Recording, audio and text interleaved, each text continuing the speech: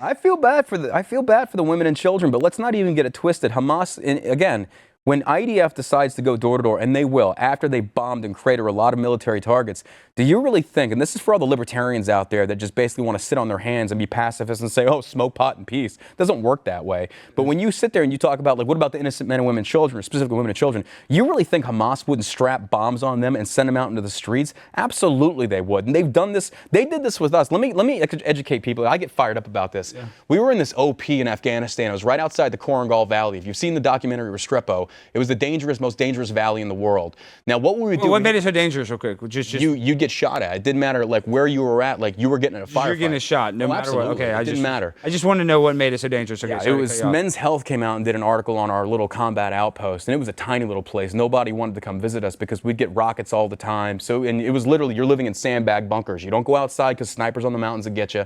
So what we would do is we'd have this little OP on top of a mountain, OP Hammerhead.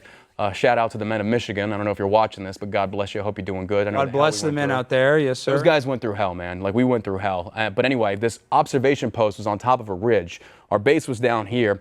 A click down the road, there was another mountain ridge. And what Taliban would do is they'd launch rockets over that ridgeline to hit our base, but they bring kids with them sometimes. Because the way we could basically triangulate where they launch from, we return fire with artillery. Well, guess what? You kill a kid, Taliban's going to take that kid, and they're going to parade him around the town saying, look what the Americans did, and you've just created 10 more terrorists. Or they take a kid with a PKM, and he'd go over that ridgeline, and he'd stand there, and we'd sit there with our friggin' rifles, and we'd watch this kid, and he's baiting us to take a shot. They want us to shoot this kid. Taliban didn't care about this. This is Islamic extremism that we are fighting. Israel is dealing with it now, but Israel knows how to fight that battle. They know how to go in there and win. Americans don't, because we are so handcuffed by these progressive candy asses that are like, well, we got to fight warfare. No, there's no fairness in war. There's none. You go in there and you do what you got to do. You murder them, be careful, murder them, and then you get out and you deal with what you got to do. In the video game, we're talking about Call of Duty right now. Video games, Call of Duty. No. But I mean, when you talk about this, when you talk about like the idea of like just, you know, killing the citizens and using kids and not caring about them. I remember hearing stories, especially in military bases in Afghanistan, where like there'd be, and you know this better than me, like there'd be little shops or something, and maybe a kid would work at a shop, and they would strap bombs on the kids and blow up the kids. Oh my God, we had a Michael. So like you would think you're dealing with a little kid, and there's a bomb and you blow up. Bro, Michael Cable, rest in peace. The deployment, the 101st, went on after I had to go be a drill sergeant. They went back to the same area we were at in Afghanistan, and Michael Cable was a mortarman.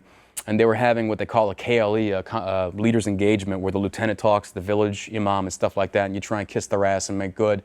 And this kid walks up behind Cable and just slits his throat. Wait, why he's talking to the imam? Yeah. And so it wasn't Cable. Cable's pulling security. He turns around. This little kid walks up with a kitchen knife, just cuts his throat and kills him. They don't care about you. Like, that's what I'm saying. Like, when you want to talk about... This is in a video game. Sorry, go ahead. Video game, yeah, there you go. But that's what people in the States don't seem to realize. We live in this safety bubble. All these LGBT people talking about queers for Palestine, you do realize the things that they, I saw that skit, the things they would do to you over there, what you saw them doing to the Jewish men and women and children, pale in comparison what they would do to you if you were a homosexual. But that's how stupid and ignorant we have of kids in this country that go to Harvard, that sit there and they celebrate Hamas. And it's like, are you kidding me with this? Like, go over there and see what they're about. And it's not this, oh, you know, they're the victims. They're not. Hamas threw the first punch. They drew the battle lines. Anything that happens after that, blame Hamas. Don't blame the Israelis.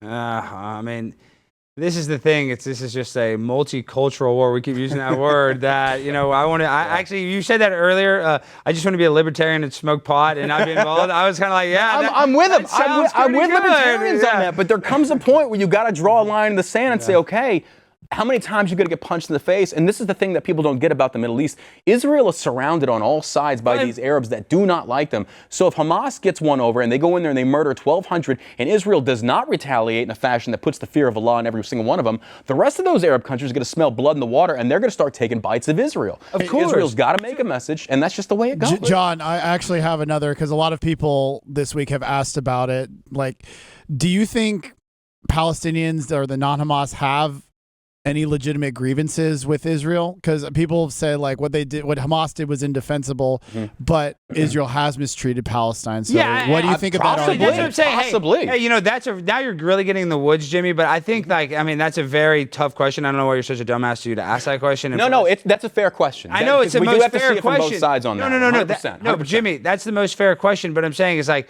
are the Palestinians basically? You're asking, are the Palestinians justified? We can never say yes to that answer. Well, no, I said what Hamas did was indefensible, but do they have any legitimate complaints against Israel? Well, their complaints are yes that they're settlers than are resettling their Israel's land. apartheid. They're claiming, but again, Israel has not been a part of the Gaza Strip since 2005. So it's like, okay. But yes, I'm sure there are reports of mistreatment on both sides. That's why I say stay out of it. But at the same time, when you cross the Rubicon and you murder innocent children, bro, you're lucky your whole country doesn't get nuked. No. I'm serious. It's like those are kids, and every single person out there that wants to put up their little pacifist hands and say, oh, what about the kids? What if it was your sons and daughters that had committed to them what they did to those Jewish kids? What if? And that's why I feel like a lot of people, it's very easy to sit there and armchair quarterback this when you don't know logistically or have a pragmatic approach to military operations in the Middle East and what you are fighting. You are fighting an ideology. Alexander the Great couldn't conquer these people. Russia, America, the French, you cannot conquer them. So the thing is, strengthen your borders, worry about America, let Israel do what they got to do, and stay the hell out of it. My grind so refined, I got no time for no games. Ask yourself